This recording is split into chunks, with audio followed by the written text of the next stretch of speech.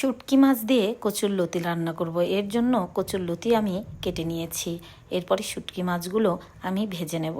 ভেজে নিয়ে এর মধ্যে আমি পানি দিয়ে দেব। পানি দিয়ে আমি ভালো করে নেড়েচেড়ে নেব, কারণ শুটকি মাছের গায়ে অনেক ময়লা থাকে। এই ময়লাগুলো আমি গরম পানি দিয়ে বের করে নেব। দেখেন কত ময়লা বের হয়েছে। পরে আমি আবারও ছেঁকে দেখাচ্ছি যে দেখতে পাচ্ছেন কত ময়লা। এরপরে আমি কেটে রাখা পেঁয়াজগুলো নিয়ে নিলাম। নিয়ে এর মধ্যে লবণ দিয়ে আমি ভালো করে মথে নেব।